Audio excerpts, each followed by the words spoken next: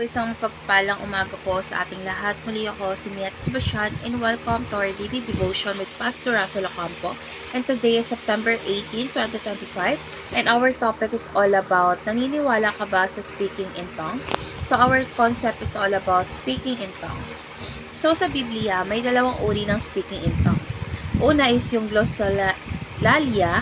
Ito ay hindi naiintindihang salita o tunog, parang ecstatic speech. Pangalawa, yung exnolalia. Ito naman ay totoong lengguwahe ng tao na hindi alam ng nagsasalita, pero bigla niyang nasabi sa kapangyarihan ng Holy Spirit. So, ito ang nangyari sa Pentecost sa Acts chapter 2 verse 4 to 12, kung saan iba't ibang bansa ang nakarinig ng ebanghelyo sa sarili nilang wika.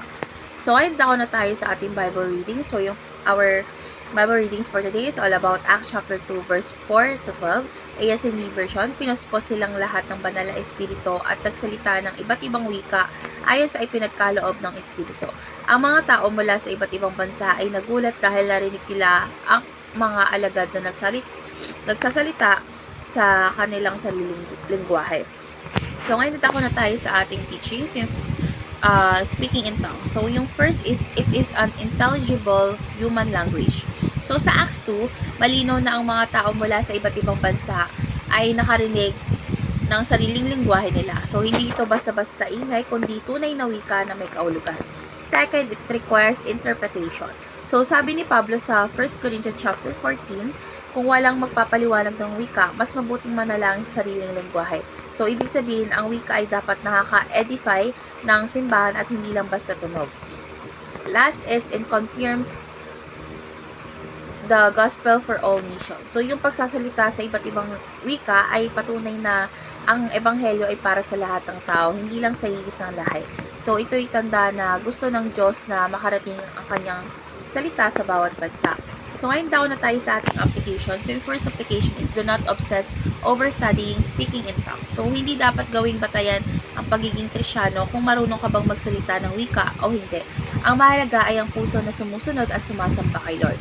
Second is pray with your own language. So, syempre, mas importante ang panalangin na galing sa puso natin kaysa sa tunog na hindi mo rin naiintindihan. So, kapag darasal tayo, mas nagiging totoo at malapit ito sa Diyos kapag taus-puso. And lastly is avoid mysticism at shamanism. So, ingatan natin na hindi maging parang ritual o mystical practice ang speaking in tongues. Dahil ang focus natin ay si Kristo at ang mensahe ng Ebanghelyo, hindi lang ang kakaibang tunog. So ngayon na tayo sa ating last part sa our discussion. And our discussion talks about, do you believe that speaking in tongues in the Bible is human language or heavenly language? So, naniniwala ko na sabi nga sa Acts chapter 2, ang speaking in tongues ay totoong lengguwahe ng tao na senolalia, dahil malinaw na naiintindihan ng mga dahiyuhan ang salita ng mga apostol. So, kung ito hindi naiintindihan or maintindihan, paano sila nakikinabang o makikinabang sa mensahe?